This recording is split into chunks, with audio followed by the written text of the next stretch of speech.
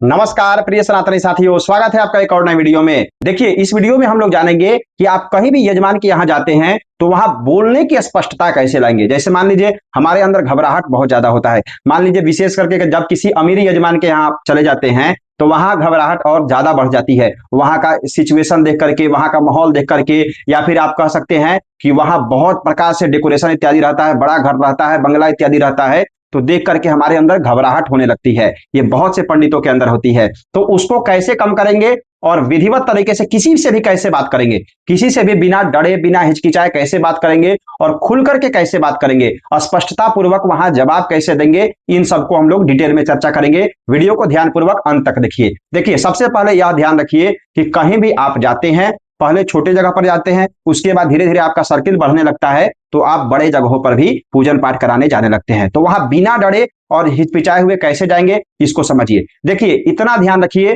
कि जब आपके पास ज्ञान अच्छा होगा तो आपके अंदर डर धीरे धीरे कम होने लगेगा। कब होगा? जब समय आप इस क्षेत्र में लगाएंगे तब। अगर आप पूजन पाठ अभी सीख रहे हैं और अभी सोचेंगे कि अभी से हमारे अंदर ऐसी भावना आने लगे या फिर ऐसा प्रबल एक्सपीरियंस हमारे अंदर हो जाए कि किसी से भी हम बिना डरे बात कर ले या बिना हिचकिचाए बात कर ले, तो ऐसा नहीं होता है। समय देना होगा। किसी भी क्षेत्र में आपको समय जब तक नहीं देंगे तब तक आप अच्छे वक्ता नहीं हो सकते हैं। बात करने में की स्पष्टता आपके अंदर नहीं आएगी। तो समय कैसे देंगे? देखिए, हम लोग गुरुकुल से अध्ययन करके, मैं 2017 में गुरुकुल से निकल गया, उसके बाद से हम लोग घूम रहे हैं पूजन पाठ में, बहुत घूमे हुए हैं, बहुत अध्ययन किए, उसके पश्चात बहुत घूमे हुए हैं। तो अभी भी हमारे अंदर बहुत स्पष्टता नहीं है, फिर भी प्रयास हम लोग करते हैं, अच्छे तरीके से बात इत्यादि कर लेते हैं। कोई विशेष घबराहट हम लोगों को कहीं पे भी नहीं होता है। कब होगा? पहले खूब बढ़िया से घूमेंगे तब। पहला पॉइंट। दूसरा पॉइंट है कि आप पहले बढ़िया से अध्ययन कीजिए। जी हाँ, मैं अध्ययन हमेशा हर वीडियो में इसलिए कहता हूं क्योंकि अध्ययन ब्राह्मण का आप कह सकते हैं कि अस्त्र शस्त्र है। अगर आप जितना अध्ययन करेंगे, जितना आपके पास ज्ञान होगा, मान लीजिए कोई किसी से टॉक कर रहे हैं, किसी से बात कर रहे हैं, पंडित जी एक चीज बताइए, ये हमारी कुंडली है, इसमें सूर्य ग्रह यहां बैठा हुआ है, तो इसका क्या फल होगा? अब तो वहां आप कहेंगे कि पंडित मुझे तो ज्योतिष आता नहीं है।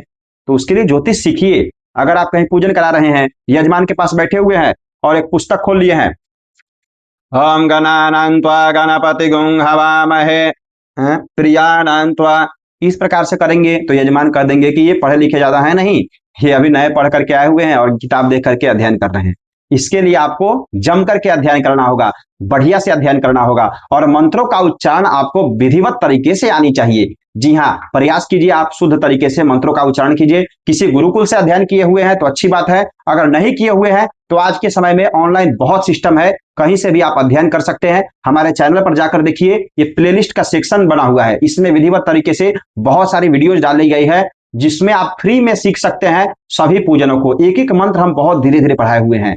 लेकिन अगर आप फिर भी चाहते हैं कि और अच्छे तरीके से सीखे तो आप इस नंबर पर संपर्क कीजिए, वहां हमसे ऑनलाइन आप क्लास ले सकते हैं। बहुत प्रकार से विधिवत तरीके से अध्ययन इत्यादि कराया जाता है, ऑनलाइन आप हमसे कक्षा से जुड़ करके अध्ययन कर सकते हैं। ठीक है, तो जो दूसरा पॉइंट क्या हुआ? स्पष्ट वक्ता के लिए आपको पहले ज्ञान, गहन ज्ञान आपके पास होनी चाहिए। ठीक है, तीसरा जो बात है, आपको किसी के सानिध्य में रख करके तब आपको अध्ययन करना होगा। यानी कि मान लीजिए आपको सब प्रकार से तैयारी हो गया, किसी न किसी आचार्य के साथ जाइए, क्योंकि आप देखते होंगे जो भी अच्छे आचार्य हैं आपके क्षेत्र में, आप एक बार उनके साथ जाइएगा या उनको कभी मिलाइएगा।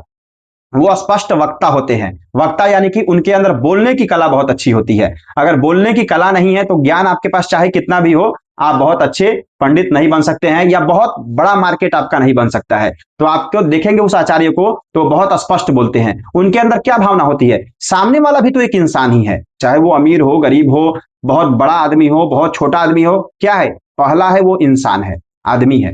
यह भावना अगर आप रखेंगे तो आपको हिचकिचाहट नहीं होगी। ये सोचेंगे कि ये तो राजा आदमी है, ये सेठ आदमी है, ये मंत्री जी हैं, ये विधायक जी हैं।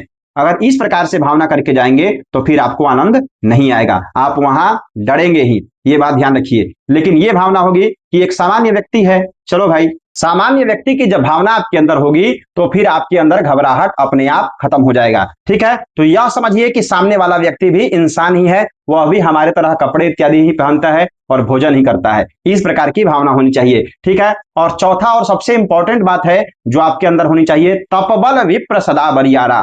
तपस्या हम हमेशा कहते हैं, हमारे पूर्वजगण भी कहते थे कि तपस्या आपके अंदर जितनी होगी उतना ही आपके अंदर तेज की वृद्धि होगी। आज धीरेन्द्र शास्त्री को आप देखते होंगे, क्यों इतना विख्यात है? उनके अंदर तपस्या है, उनके पूर्वजों की कृपा है। जब तक आपके अंदर तपस्या नहीं होगी तब तक आप एक अच्छे पंडित नहीं हो सकते हैं। तो इन बातों का ध्यान रखिए। अगर इन बातों का आप ध्यान रखते हैं तो आप एक अच्छे पंडित हो सकते हैं और कहीं भी किसी से बात करने में आपको अंदर हिचकिचाहट नहीं होगी। ठीक है, इतना प्रेम और धैर्य से संपूर्ण वीडियो को देखने के लिए आपका बहुत बहुत धन्यवाद। हर हर महादेव, जय माता दी।